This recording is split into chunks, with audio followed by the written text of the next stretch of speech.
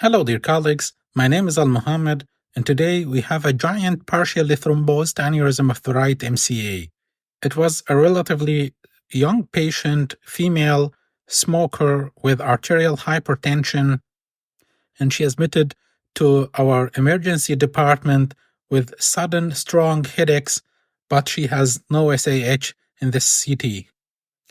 In the CT scan, we have seen this giant aneurysm of the right MCA with wall calcifications and brain edema in the adjacent parts of the brain, especially in the subinsular region. And we see here some mass effect of the aneurysm and a little bit midline shift to the left side. And in the CT angiogram, we can differentiate between the thrombosed parts and the still perfused part of the aneurysm. And as we can see, it's a small perfused part of the aneurysm at the MCA. And here we have the 3D angiogram of the aneurysm. And as you can see, the aneurysm is at an MCA bifurcation, and there is a small MCA branch at the basis of the aneurysm. And this origin shouldn't be occluded, otherwise the patient would get a large infarction in the MCA territory. And our plan is to jail a microcatheter in the aneurysm sac and implant a flow diverter in this segment, and then fill the aneurysm sac with coils, and then remove the coiling catheter. And here on the left side, we have the list of the materials and devices that we've used.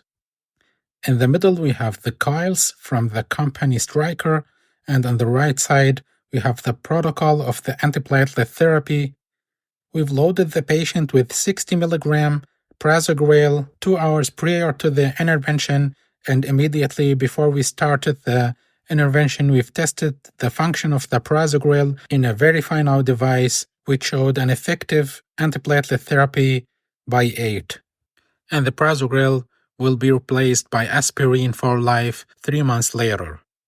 And here we go. We insert the long sheath NeuronMax with the select catheter sidewinder into the short femoral sheath, and then configure the select sidewinder catheter, navigate the aortic arch and then the right common carotid artery. And now we push the select catheter a little bit inside the common carotid artery. And now we need a roadmap to see the way to the internal carotid artery. And this is the internal carotid artery. We push the select catheter into this artery, and then the NeuronMax long sheath at the origin of this artery. We remove the select catheter, and now we take our intermediate catheter, Sophia 6F, because we need a big lumen to fit the 2 microcatheters. We push the Sophia catheter into the NeuronMax long sheath and navigate the distal parts of the ICA. And now we perform the 2D angiogram to see the aneurysm and the anatomy of the ACA and MCA. And as we can see, there is a blood stasis in the aneurysm sac.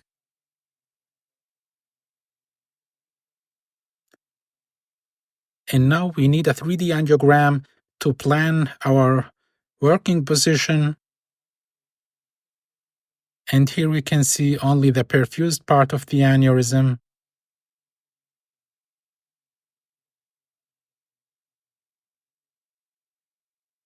And now we need to prepare our microcatheters.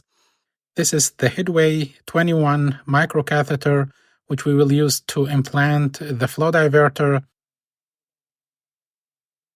And here we have the Excelsior SL, which we will use to coil the aneurysm sac. We connect both catheters to saline, flush them, and we put the micro wire in the Headway 21 because we will navigate the MCA at first with this catheter. And now we can shape the tip of the micro wire, and we put the torquer behind.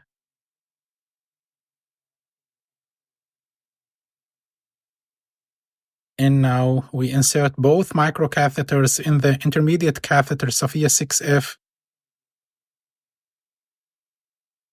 And now we take our working position. And now we perform a 2D angiogram, which we will use as a roadmap to navigate the aneurysm sac and the MCA. And at the blue arrow, we can see the origin of the small branch, which must stay open. And now we continue inserting the microcatheters in the intermediate catheter.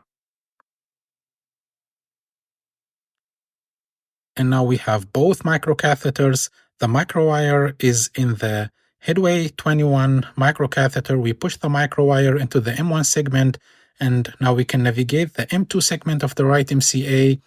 And now we can push the Headway 21 through the M1 segment to the M2 segment of the right MCA. And now we take the microwire into the Excelsior SL10. We push it into the aneurysm sac. And now we can push the Excelsior SL10 into the aneurysm sac and place it in the upper side of the aneurysm sac. And now we take the microwire and measure the segment in which we want to implant the flow diverter. And we want to implant the flow diverter proximal to the origin of this M2 segment and distally to the origin of the ACA.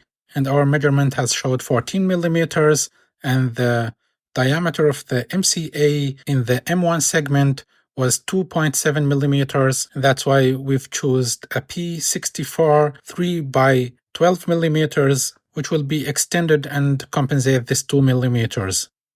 And now we take the HPC coated P64 flow diverter, insert it in the hub of the microcatheter Headway 21, and insert it now in the microcatheter. And now we continue pushing the flow diverter into the M1 segment of the MCA.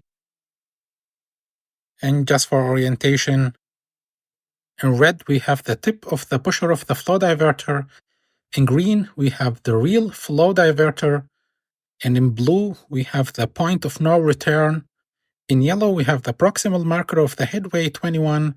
And in orange we have the Excelsior SL10 with the microwire inside, which we will use later for coiling. And now we continue pushing the flow diverter to the distal parts of the microcatheter.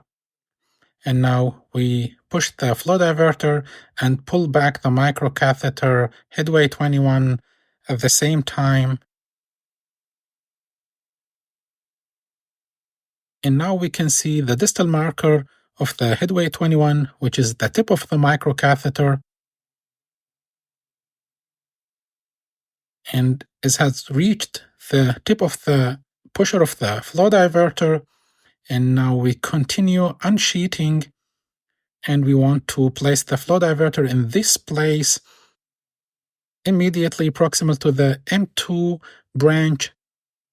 And the flow diverter is getting open now. We have reached the middle of the flow diverter, and now 2/3, and now we are almost at the point of no return.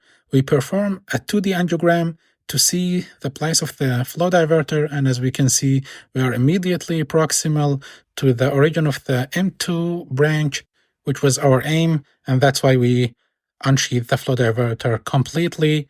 And here we don't remove the Headway 21, we keep it in place to support the flow diverter.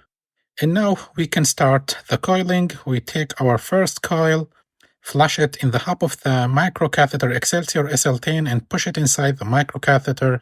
And now we start the coiling from above downwards to avoid the origin of the mentioned small branch at the basis of the aneurysm. And as we can see, we are still far away from the origin of this branch. That's why we can detach this coil. This is the detachment device. We press the button and it is detached now. We take the second coil and continue coiling from above downwards.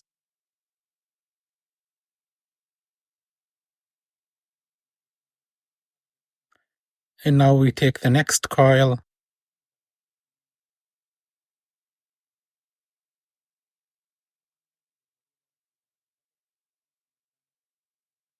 It's very important to stay away from the origin of this important branch at the basis of the aneurysm.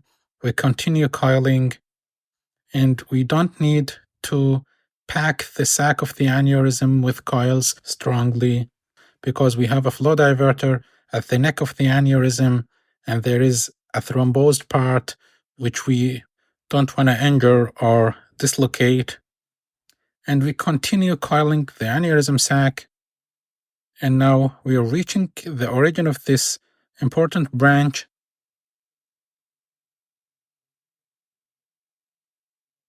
So we perform a 2D angiogram to make sure that the origin of this branch is still open, and as we can see, there is no problem. And now we take our last coil and coil the basis of the aneurysm, and now we will stop the coiling.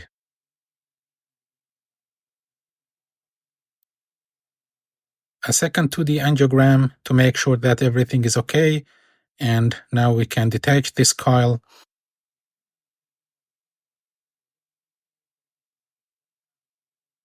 It is detached, and now we take the Excelsior SL10 with the help of the pusher of the coil, and now we can remove the pusher of the coil outside and take the microcatheter with the pusher outside of the intermediate catheter, and now we can remove the Headway 21 with the pusher of the flow diverter. And now we take our intermediate catheter back, perform a 2D angiogram, and as we can see, there is a strong blood stasis in the aneurysm sac. And we are satisfied with the results of the intervention, and now we need an overview to exclude complications. And as we can see, there is no occlusions, no extravasation, and there is a strong blood stasis in the aneurysm sac. And now we want to assess the location of the flow diverter. And as we can see, it's immediately proximal to the origin of the M2 branch and distal to the origin of the ACA. And so we've reached the end of our intervention. As always, if you have any questions, please put them down in the comments below. You can contact us per email to email addresses, and further contact options are in the video description below. Thanks for watching. That was Al Muhammad. See you. Peace out.